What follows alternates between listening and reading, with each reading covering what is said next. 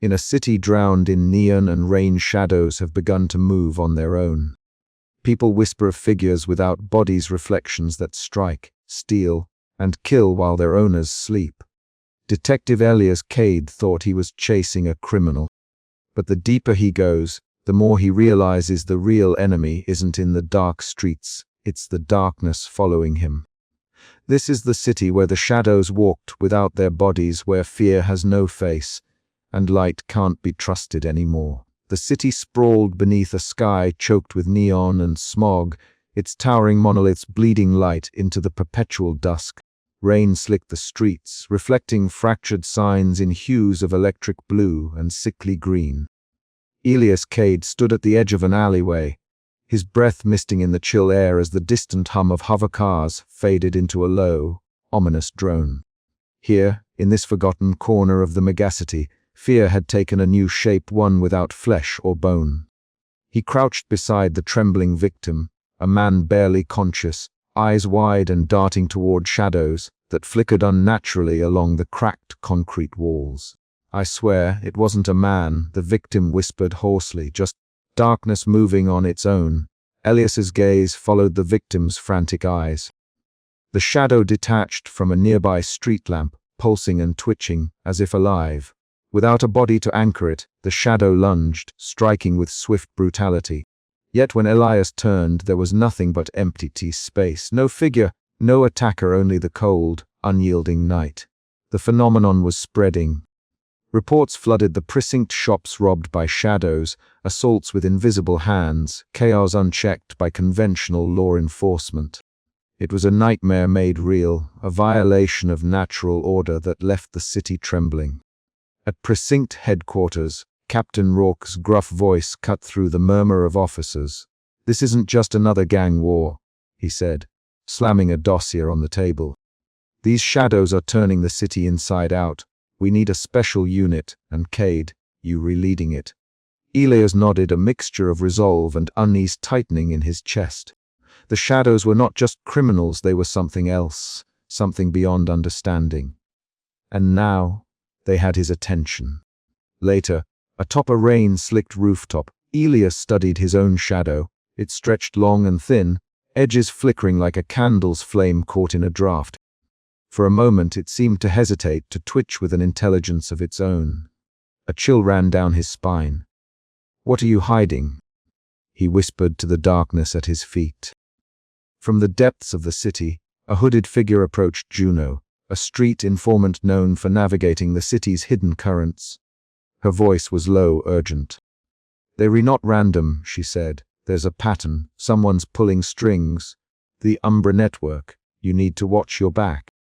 Elias felt the weight of those words settle like a stone. The shadows were out there, moving with purpose, and so was the corruption that bred them. The night deepened, neon signs flickering like dying embers. Somewhere in the darkness, a shadow moved without a body, untouchable, unstoppable. And Elias Cade, detective of a city unraveling at the edges, was just beginning to understand the nightmare he faced. But as he turned to leave, his own shadow twisted oddly beneath him, a silent harbinger of the horrors yet to come. The precinct office was a cramped cage of buzzing electronics and flickering screens, a sanctuary for the desperate and determined. Elias Cade sat slouched behind a battered desk, the worn wood scarred by years of restless hands and restless minds. Neon light from the city outside cast long, wavering shadows through cracked blinds, the colors bleeding into the stale air like a slow, toxic rain. Across from him, Mira Voss leaned over a holographic projection that shimmered with the pulse of recent shadow attacks. Her short, cropped hair caught the glow of the displays, sharp angles framing eyes that seemed to pierce the digital veil. The map beneath their fingers flickered erratically, red markers flashing like the city's heartbeat, erratic, violent, alive. "These aren't isolated incidents," Mira said, voice low but steady. "Look at this cluster here downtown, the industrial sector, the old transit lines. The shadows are striking in patterns. It's too deliberate to be chaos." Elias rubbed his temple, the exhaustion etched deep into the lines around his eyes. "Patterns or puppets? Are we looking at some kind of shadow puppeteer? She nodded, her gaze never leaving the shifting data streams. Exactly. Someone or something is pulling strings. The room seemed to close in around them, the hum of outdated computers blending with the distant rumble of the megacity beyond. Outside, the rain tapped relentlessly against cracked windows, a metronome for the city's restless pulse. Elias's eyes flicked to the corner of the room, where a cracked monitor displayed a live feed of the streets, a shadow detached and hovering near an alleyway, flickering like a flame caught in the wind. How do you hack shadows? Elias muttered, more to himself than Mira.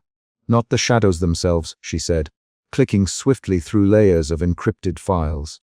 But the signals, the disturbances they leave behind. Umbra's encryptions are tight, but every system leaks. Her fingers moved with practiced precision, peeling back layers of digital smoke to reveal intercepted transmissions, cryptic bursts of data that hinted at coordination. A network beneath the network. Elias's heart thudded unevenly as the pieces began to align. So the Umbra network isn't just a rumor, he said grimly. They're real. Mira exhaled slowly, eyes narrowing, and they were orchestrating this nightmare.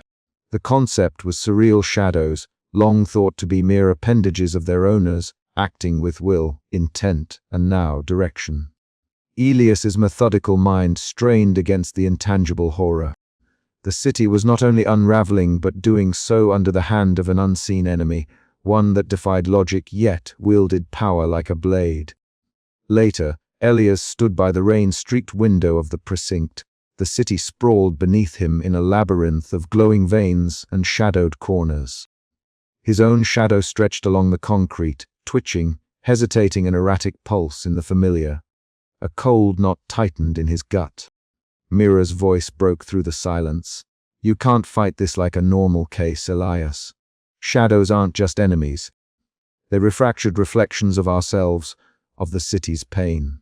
He turned to face her, the weight of his exhaustion and fear etched into every line of his face.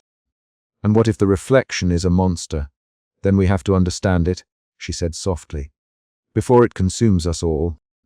The partnership between the detective and the hacker deepened, a fragile alliance forged in the crucible of creeping darkness. Each revelation pulled Elias further from his rigid certainty into a world where light and shadow bled into one another, where control was an illusion and identity a fragile construct.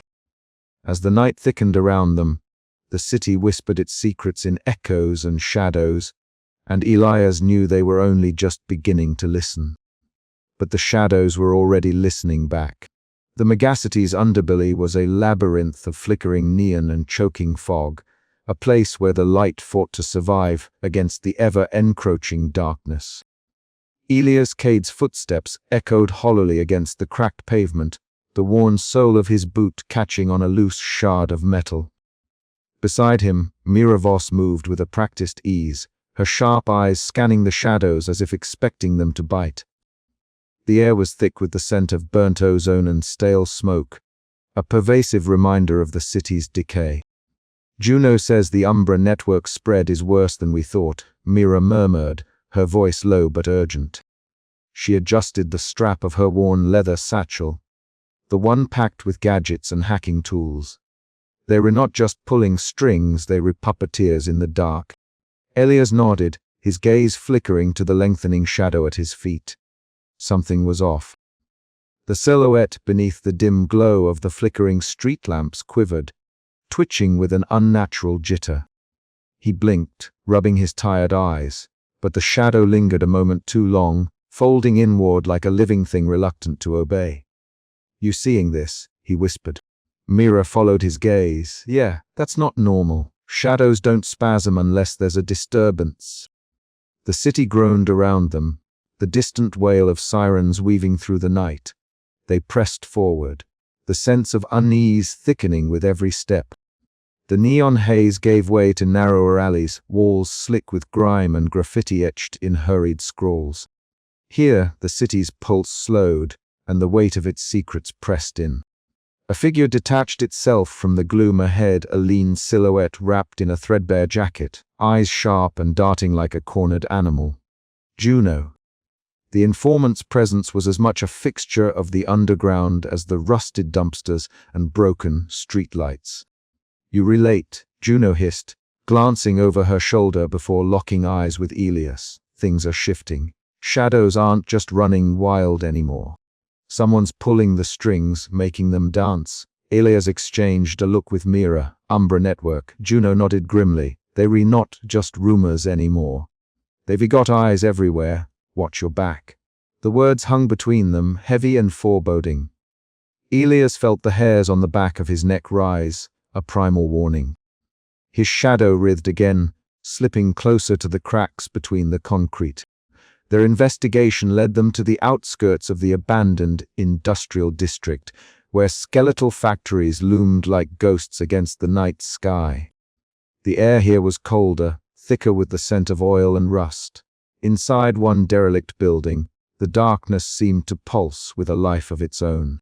Suddenly, a ripple shifted along the wall, an absence of light that warped and coiled. A shadow detached itself, fluid and malevolent, its form twisting in impossible angles. Elias's heart hammered as the creature lunged, a dark tendril seeking flesh. Mira shouted a warning, and they barely scrambled to safety, the echo of their fleeing footsteps swallowed by the cavernous emptiness. The rogue shadow's hiss lingered in the air, a sinister promise. Back outside, Elias leaned against the cold brick, trying to steady his breath. The line between hunter and hunted blurred as his own shadow twitched and quivered at his feet. No longer the obedient twin, but a wild thing with its own agenda. This isn't just a case anymore, Elias muttered, eyes scanning the blackness. It's a war one where even I don't know which side I'm on. Mira's hand on his shoulder was steady, a fragile anchor in the swirling chaos. Then we fight, she said firmly. Together. But Elias knew the truth was darker. The city's shadows were fracturing, and so was he. Somewhere beneath the neon glow and fractured reflections, the truth waiting to consume them all. As they vanished into the night, Elias's shadow stretched long behind him, twitching with a life that no longer answered to its owner. The city's neon veins pulsed with a sickly glow as Elias Cade and Mira Voss made their way through the labyrinthine alleyways leading to the fringes of the industrial district. The haze hung thick, a toxic mist infused with the ever-present hum of machinery and distant sirens, a symphony of decay and control.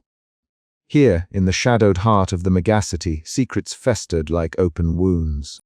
Elias's trench coat billowed behind him as he pushed past a rusted gate into a narrow courtyard cluttered with discarded tech and flickering street lamps struggling against the gloom. Mira's footsteps were light but purposeful alongside him, her piercing gaze scanning the holographic readouts flickering on her wrist console. "This is it," she murmured, voice low but steady. "Huxley's lab." The door creaked open, revealing a cramped, space-packed floor to ceiling with an unsettling array of devices, arcane scientific instruments melded with cutting-edge technology. Holographic displays shimmered with streams of data, some flickering erratically as if resisting comprehension. The air hummed with static, charged with a latent energy that prickled Elias's skin. Dra. Leonard Huxley emerged from the shadows, his disheveled hair a wild tangle, eyes gleaming with manic intensity behind thick spectacles. Clad in a stained lab coat, he clutched a strange device, a compact apparatus pulsating with a nebulous dark energy that seemed to twist the very light around it. "Detective Cade, Mies Voss," Huxley greeted, voice rasping but eager. "I've been expecting you." Elias studied the man carefully. There was brilliance in the scientist's chaotic aura, but also something more, a flicker of madness or perhaps desperation. "Dra. Huxley," Elias said, voice gravelly, "we need answers. Shadows are unbound, raking havoc, and the Umbra Network's fingerprints are all over this." Huxley nodded, eyes darting to the device in his hands. "Yes, the shadows, they were not merely detaching, they were being manipulated, controlled. Umbra has found a way to exploit the very essence of human identity, severing the bond between self and shadow for their own ends. Mira stepped forward, her expression sharp. "And you retelling us this because—" The scientist's gaze flickered with something unreadable. "Because I seek to understand, to control the uncontrollable. But the cost is unimaginable. Umbra's corruption runs deep, intertwining with the city's elite, their greed feeding the Shadow Rebellion." Elias clenched his fists. "So, what? They weaponize shadows to destabilize society, keep the population in fear and chaos." "Precisely," Huxley whispered. "But the shadows have a will of their own. We are tampering with forces beyond comprehension." The conversation twisted between revelation and ambiguity, Huxley's cryptic warnings sowing seeds of suspicion in Elias's mind. Was the scientist a genuine ally or another piece in Umbra's sprawling game? Meanwhile, Mira's fingers danced across a concealed terminal near the lab's rear wall. Her eyes narrowed as encrypted Umbra communications spilled across her screen, messages coded with ruthless efficiency, detailing internal power struggles and protocols for shadow manipulation. The network was fracturing, but its grip on the city tightened still. "Elias," she said softly, "this goes beyond shadow attacks. Umbra is orchestrating a full-scale rebellion, turning the city's own darkness against itself." Outside, the city throbbed with a restless energy. The neon glow fractured by drifting fog, shadows stretching and twisting like living things. Elias stepped into the street, the oppressive weight of the revelation pressing down on him. The line between light and dark, control and chaos, ally and enemy had never seemed so perilously thin. He glanced down at his own shadow, flickering unsettled at his feet, a reminder of the fragile bond he was desperate to reclaim. The Umbra's veil had been pierced, but the true darkness was yet to come. "We're not just fighting shadows," Elias muttered. "We were fighting the city itself." A low rumble echoed through the streets, a warning, a call to arms, or perhaps the first breath of the nightmare yet to unfold. The investigation had deepened into a web of deceit and power, and Elias knew that every step forward risked pulling him further into the abyss. But turning back was no longer an option. The shadows were watching, waiting, and the Umbra network's grip was tightening. Outside the flickering holo signs, the city seemed to hold its breath, the neon lights casting fractured reflections on rain-slicked pavement. Elias steeled himself. The hunt was far from over, and the shadows were no longer just fleeing, they were hunting. "We need to move quickly," Mira said, her voice steady despite the storm of revelations. "Umbra won't wait for us to catch up." Elias nodded, eyes scanning the horizon where the glow of the city's heart met the encroaching darkness. Their enemy was invisible, omnipresent, and merciless. The line between man and shadow was blurring, and the cost of control was growing ever higher. As they disappeared into the labyrinth of alleys, the city swallowed them whole, its secrets waiting patiently beneath the Umbra's veil. Captain Rourke's office was a stark contrast to the sprawling majesty outside, a claustrophobic box of concrete, metal, and flickering fluorescent lights. The sharp scent of stale coffee mingled with the ever-present hum of distant sirens and the faint buzz of outdated electronics. Elias Cade sat across from his superior, the weight of expectation pressing down like the suffocating smog that clung to the city's skyline. "Results, Cade," Rourke said, his voice low but uncompromising. "The public's losing faith. Shadows running rampant, and we're supposed to be the shield. I need answers." Elias's eyes, rimmed with exhaustion and shadowed from sleepless nights, met the captain's. "We're making progress. Patterns are emerging.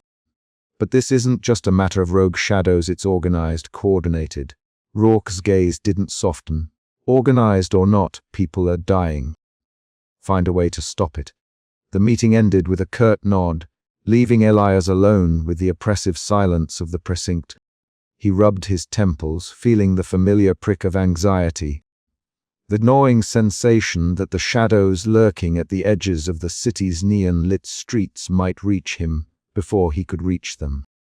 Across town, in a cramped apartment nestled within a labyrinth of forgotten alleys, Mira Voss sat hunched over a bank of glowing monitors. The blue light bathed her face, sharp and focused, as streams of encrypted data scrolled past her eyes. Her fingers moved with practiced precision, breaking through layers of digital defenses like a ghost slipping through locked doors.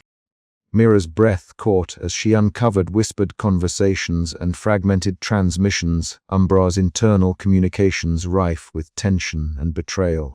Factions jostled for power, veiled threats passed in code, all underscored by the cold calculus of control. "They refracturing," Mira murmured, eyes scanning for anything that could give Elias the edge. Yet beneath the triumph lay a deeper unease. The Umbra network was not just a faceless enemy but a living, breathing organism, its tendrils woven deep into the city's veins. Meanwhile, Elias stood atop a rain-slicked rooftop, the city sprawling beneath him in a chaotic tapestry of neon and shadows. The air was thick with the metallic tang of ozone, the distant wail of sirens weaving through the night. His gaze locked on the black shape tethered to his feet, his shadow, but tonight it was different. It stretched unnaturally, twitching with a life of its own, a dark puppet dancing to unknown strings. A chill ran down Elias's spine as the shadow flickered, momentarily detached, before snapping back into place.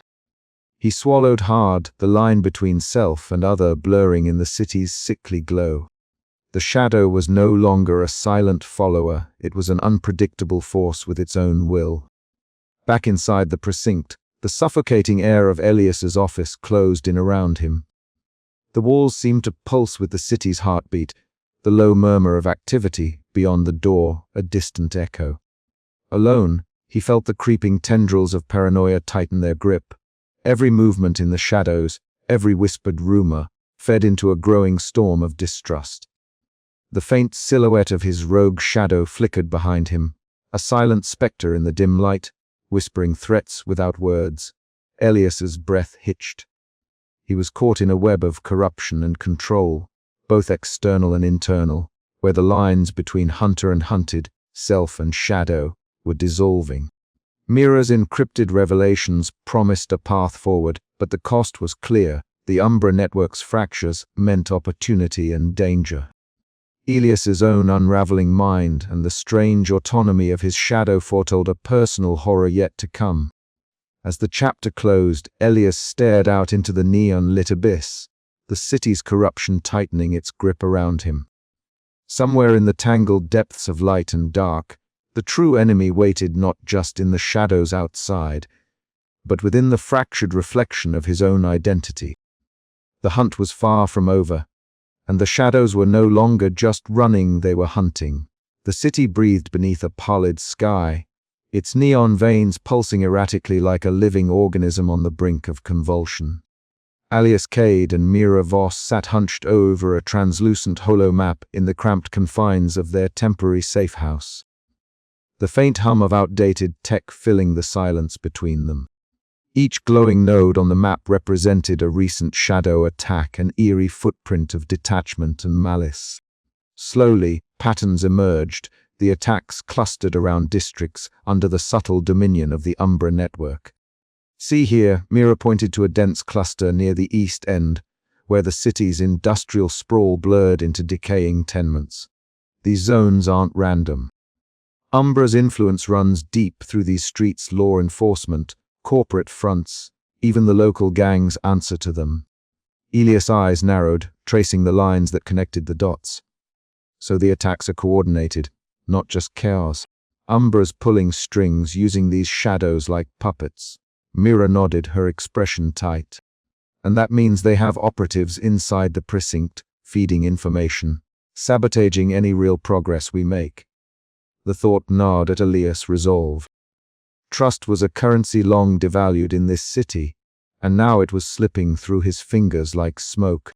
Meanwhile, Agent Klein sat in a shadowed corner of the police precinct, his fingers dancing over a concealed data pad. From behind the cracked glass panel of the interrogation room, he watched Elias and Mira with cold amusement. To the rest of the force, Klein was just another officer, reliable, efficient, unassuming. But beneath that veneer lay a calculating mind, loyal only to Umbra's inscrutable agenda. A faint smirk curved his lips as he sent a coded message into the underworld, a signal to disrupt the Doe's investigation further. Every step Elias and Mira took was monitored, every lead subtly twisted or erased. The stakes had never been higher. Later that night, rain slicked the streets, turning neon reflections into fragmented pools of light. Elias and Mira took position on a narrow rooftop overlooking a notorious Umbra-controlled district. The air was dense with the metallic scent of wet concrete and the distant hum of malfunctioning street lamps. "Stay alert," Elias whispered, scanning below. His shadow stretched long and thin beside him, but unease prickled at the back of his mind. Something was off. Suddenly, his shadow flickered, twitching independently. Elias's breath caught. Before he could react, the silhouette detached, slipping silently into the gloom.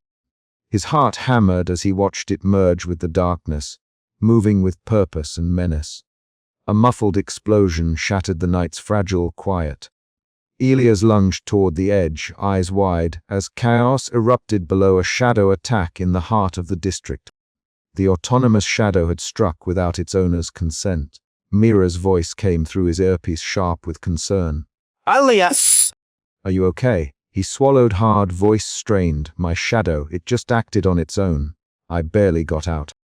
The incident shattered the fragile illusion of control Elias had clung to. The hunter was becoming the hunted, and the lines between self and shadow blurred beyond recognition. Back in their safe house, Mira confronted Elias with a mix of frustration and empathy. "You re-shutting me out, Elias. We need each other now more than ever." He looked up, eyes shadowed with exhaustion and paranoia. "How can I trust even myself when my shadow betrays me?" A heavy silence fell between them, punctuated only by the distant sirens and the city's restless breathing.